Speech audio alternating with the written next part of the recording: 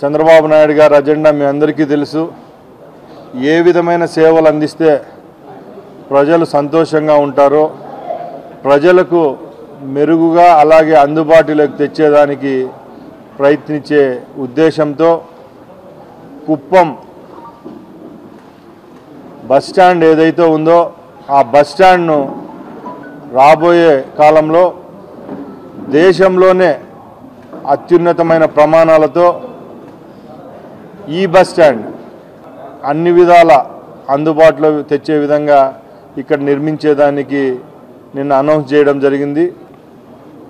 ఇక్కడ నిర్మించబోయే bus stand డిపిఆర్ను ready చేసి త్వరలోనే ఒక 4-5 ప్లాన్లు తీసుకొని వచ్చి ఏదైతే ప్రజలకు బాగుంటుందో, ఎక్కడా లేని విధంగా నిర్మాణం చేస్తే ప్రజల యొక్క మన్ననలు పొందుతాము, ఆ విధంగా కుప్పం బస్టాండ్ తయారు చేసే విధంగా చర్యలు తీసుకోవడం జరుగుతుంది రాబోయే కాలంలో. ఈరోజు ఇక్కడ 5 బస్సులను ప్రారంభించడం జరిగింది. గత ప్రభుత్వాల్లో కొన్ని డిపోలను అయితేనేం, కొన్ని నియోజకవర్గంలో ఉన్న బస్టాండ్లను అయితేనేం నిర్వీర్యం చేయడం జరిగింది.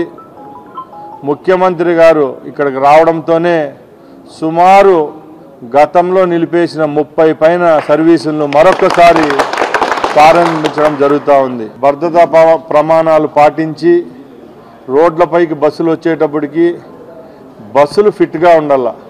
ఈరోజు చాలా ప్రమాదాలకు కారణం ఏంటంటే బస్సులు సరైన స్థితిలో ఉండకపోవడమే దీనికి కారణం.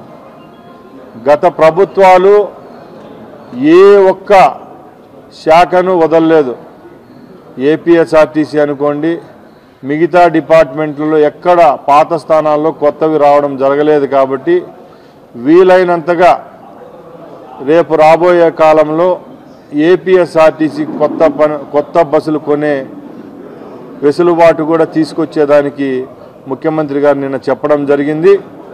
ముఖ్యంగా పర్యావరణానికి మేలు చేసే ఎలక్ట్రికల్ బస్సులను రాబోయే 5 సంవత్సరాల్లో ఎన్ని వీలైతే అన్ని ఆంధ్రప్రదేశ్ రోడ్డు రవాణా సంస్థకు ఇచ్చేదానికి కూడా ఈ రాష్ట్ర ప్రభుత్వం త్వరలోనే నిర్ణయం తీసుకుంటుందని పత్రికాముఖంగా మీ అందరికీ తెలియజేస్తున్నాం.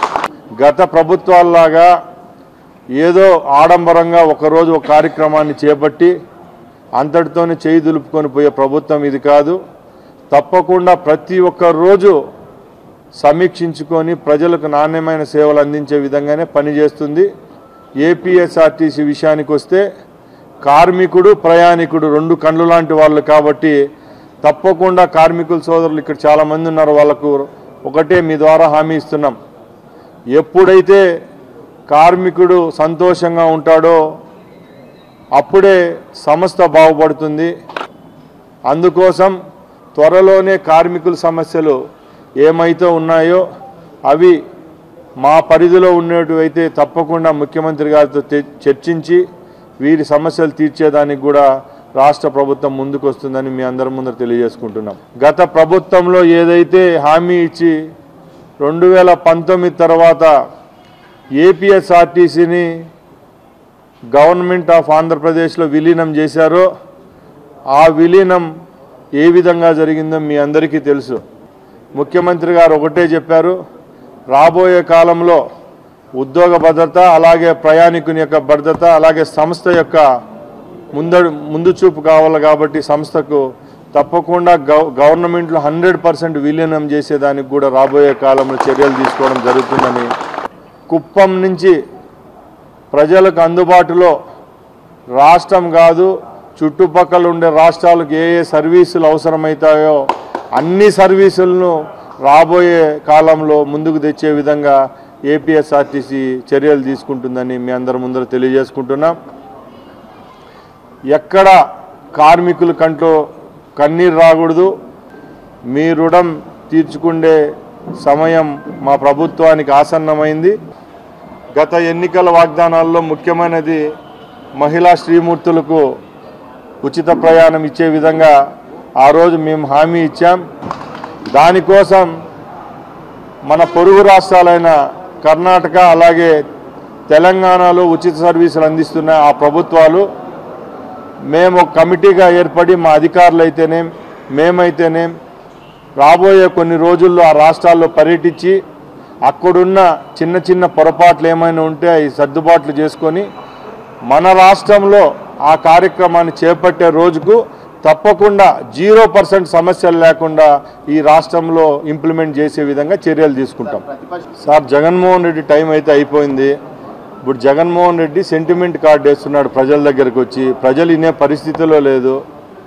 మొన్న కూడా మీరు చూశారు, జగన్మోహన్ రెడ్డి 5 సంవత్సరాలు కక్ష సాధింపు చేస్తే ఈ ప్రభుత్వం ఏర్పాటైన కొన్ని రోజుల్లోనే ప్రతిపక్ష హోదా లేని ఒక నాయకుడు అసెంబ్లీకి వస్తే కూడా గౌరవప్రదంగా ఆయన వెహికల్ను కూడా సాధారణంగా ఆహ్వానించి మా ఎమ్మెల్యేల కంటే ముందు ఆయన్ను పిలిచి అక్కడ ప్రమాణ స్వీకారం చేయించిన ఘనత ఎవరికైనా దక్కుతుందంటే తెలుగుదేశం పార్టీ ఈ ప్రభుత్వాన్ని అని సగర్వంగా చెప్తున్నాం.